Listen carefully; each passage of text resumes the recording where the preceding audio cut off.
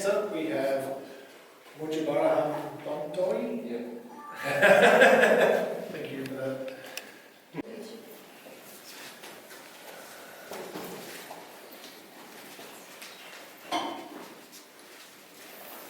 Okay, thank you very much for joining this session and presentation. It's about navigating the complexities of multi-hazard early warning systems in Bali.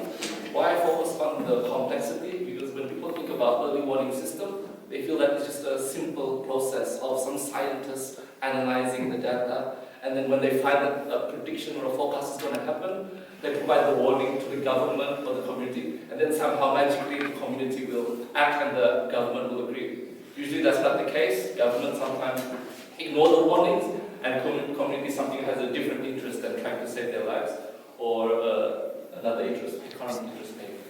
So it's very complex. And also, early warning system in Bali is not just one hazard. It's not just a volcano eruption. There's also tsunamis, earthquake, sometimes forest fires, a drought problem, and there's even the man-made disasters, for example, the terrorist attacks. Are we monitoring all of these factors? As you can see, there's various problems and issues in Bali. One of the biggest crises was the Bali bombing that occurred in the turn of the millennium in the early 2000s. And from that, we can see that there is a hazard. The people need to be prepared. At that time, we tried to prepare for future disasters. We tried to build the local capacities in how to face the crises.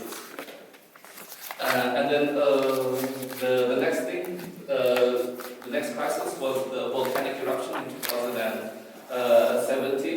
That also led, how can the community prepare, or how can the government prepare for future crises? And the next one we're expecting, or what we are simulating, is a potential large-scale earthquake and possible tsunami in the region. How can the government, how can the community, and how can even the tourists prepare for a future event? So multiple hazard early warning system is needed in this Bali context. The government has tried to establish various systems so that we can monitor different types of hazards occurring simultaneously. But my research is trying to understand how this interplay in various levels. National level, how does all the scientists and all the analysis forecast and predict the impact of the disaster? We look at the government level, how is the governance of provinces and districts work together to try to prepare or make contingency plans on how to respond. And finally, how on the community level actually interpret or understand what is these maps are, or what these warnings are, or level of warnings are. So everybody hoped that there would be a trickle-down effect by whatever established by the Indonesian government. So to understand the multi-hazard early warning system, there is four main components. The first component is about understanding the risk. Does the government understand the risk? Does the scientists understand the risk, actual risk, multiple risk, cascading risk? That's the first understand. And finally, does the community understand? It's no good if the scientists and government understand that there's potential issues in a certain area, but the community feels it's all fine. It's been like this since from. The next is the monitoring of the data. There's many research, many scientists try to monitor forest fires, monitor earthquakes, monitor volcanoes. Does the community also monitor the conditions around the rivers, the coastal area? The third is about the disseminating the information, how the government, how the technical agencies disseminate, whether it's using social media, formal government channels, radio communication, and finally strengthening the community response.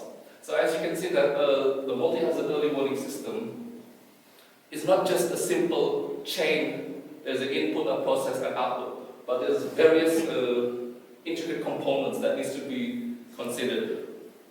And my methodology of research is focused on focus group discussions and interviews. Focus group discussion we did with the communities living in the disaster-prone region, and interviews with 16 government agencies to understand how they formulate or how they plan and how they respond to disasters. And the important thing here is one of the findings that it's a relationship between the environment, but more importantly, how the technology interprets the environment and how the people interpret the technology, and more importantly, how the people actually engage with the environment becomes very important. And there's many, especially in Bali, because of the various crises and problems occurring there, there has been an initiative from the government to make local government regulations. So not really following the regulations from the national government, but more proactive in trying to engage more sectors of society, and especially in the Bali case, engaging the tourism sector or the private sector. Whereas in other areas of Indonesia, involving the private sector in disaster is like absent, or more like it's a government-led program, it's a community-led program. But in this Bali case, because the core of the financing or the community activities is related around the tourism, it becomes very important to engage the important stakeholders. And they're also involved in building the early warning system or improving or enhancing the early warning systems. As you can see, if you look at the technical side, I did my observations and interview in the local emergency operation centers. I did observation there, 24-hour observation. I slept there, I drank coffee with them for the full observation period. Also for the monitoring the earthquake and weather, we did the full 24-hour observation to see when is the critical time or critical points. And in this research, if you go from the national level, they have emphasis on visual data, having maps, looking at satellite imagery of clouds, and various spatial data, hazard map, risk maps, and also monitoring the quakes or from the ground using the seismometer. So this is very visual, a very visual process. Sometimes a very silent process, just looking at data, whether it is going to be whether there is going to be predicted to be a high rainfall or earthquake occur or possible tsunami. And from the national level or from the provincial level, trying to analyze these data, they need to issue the warning or a specific message whether people have to evacuate or move to a safe area. So this is we call this the upstream level.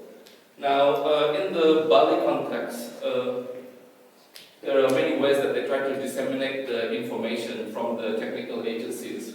They use the phone number, WhatsApp, they use Telegram, sometimes they use social media like Facebook and Instagram to spread the warning information to the community.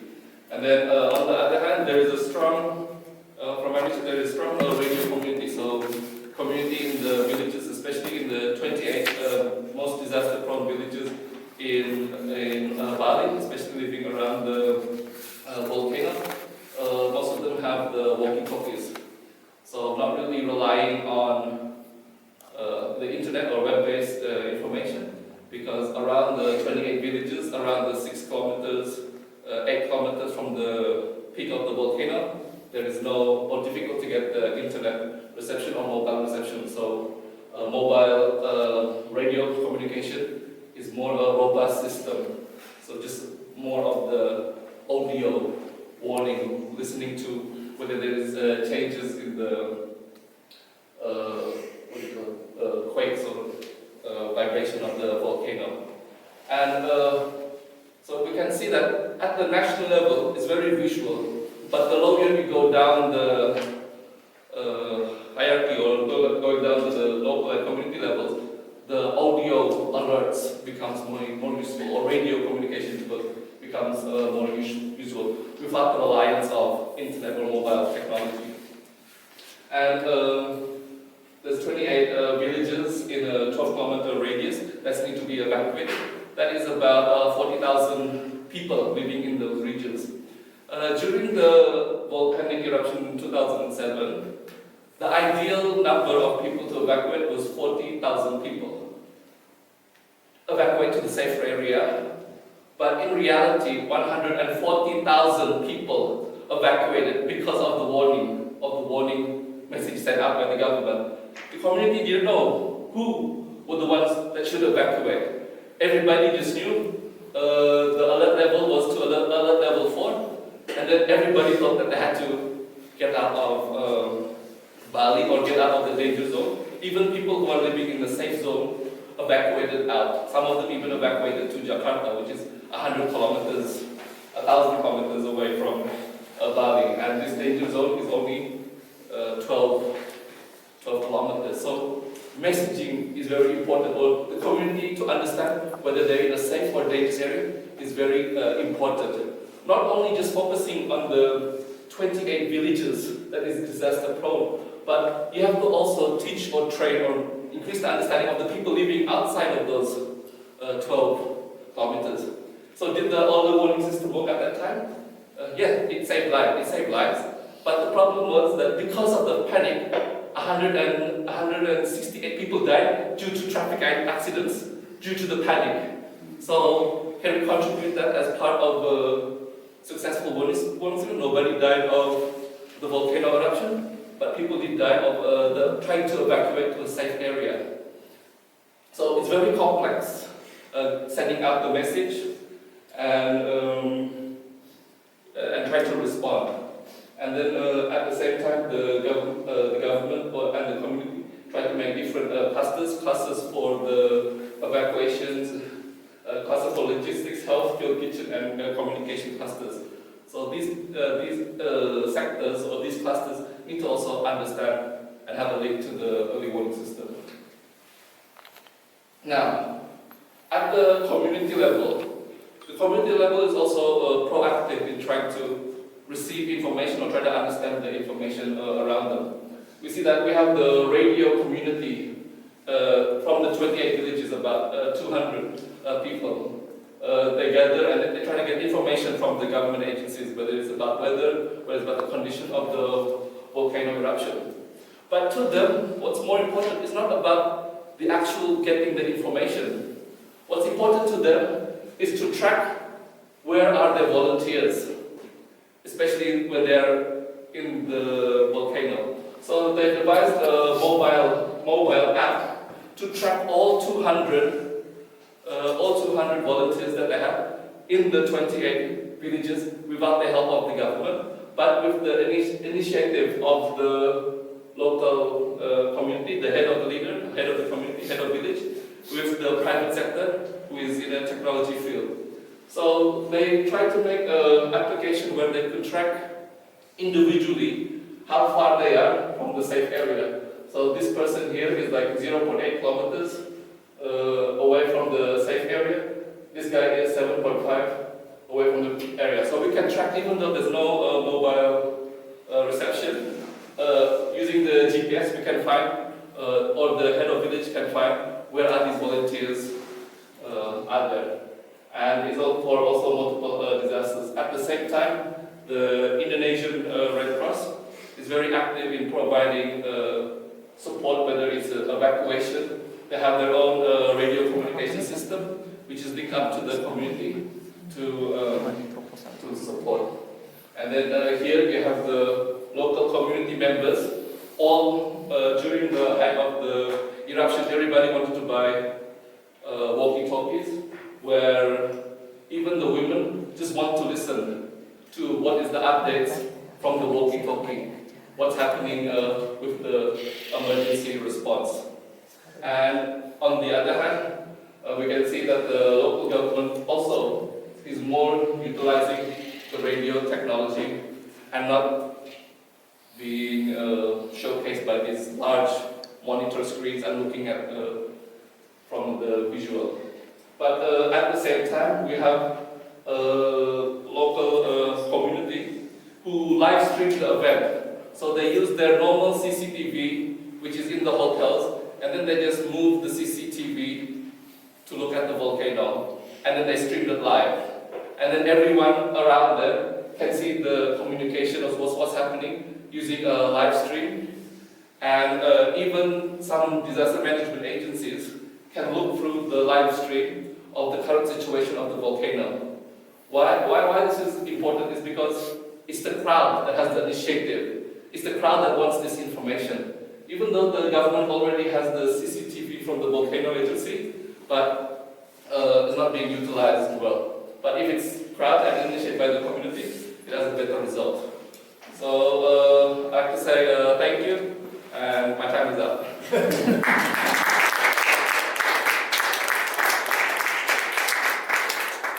Thank you very much, Mujiburrahman. And we have one last, is there a quick question now? Or... Yes, Jenny. Very interesting. Have you been in contact with Australian agencies? Because it seems that same kind of approach would be very useful in fires and floods.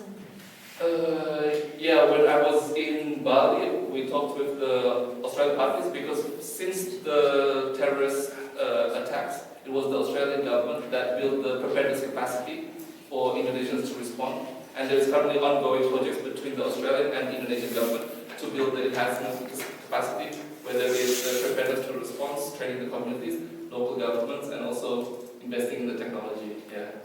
I guess the hopeful thing is that it might go back to Australia, that some of your learnings might be used in Australia rather than Australia. Yeah. I think it can. I've got a question for Mujiburrahman. Yeah. Just curious to know, I remember during the tsunami, the big tsunami that happened years ago, all the animals disappeared from the beaches before the tsunami hit, and that's before people even knew it was coming. In your research, are you just looking at weather phenomena, or also looking at the behaviour of animals as an indicator of something's about to happen or about to occur? Indicator of the animals is usually like the traditional knowledge or local wisdom that they have. In my research, I don't check the animal behaviors, but for literature review, there were some mentions about that. Dogs can sense a couple of seconds before the actual main shock hits the surface, so dogs are really good. Other than that, sometimes birds, tsunamis, birds would be an indicator. In some regions, ants, if ants move their home far away from the river, they know there's going to be a big flood coming. So there are research about that, but my research doesn't dig deeper into whether animals do something. But there is. Yeah, thank you. I was just curious about it because it's the same here with Indigenous knowledge. The elders used to be able to know a week before a cyclone was about to occur. There were signs in the atmosphere. So, and just sorry, one.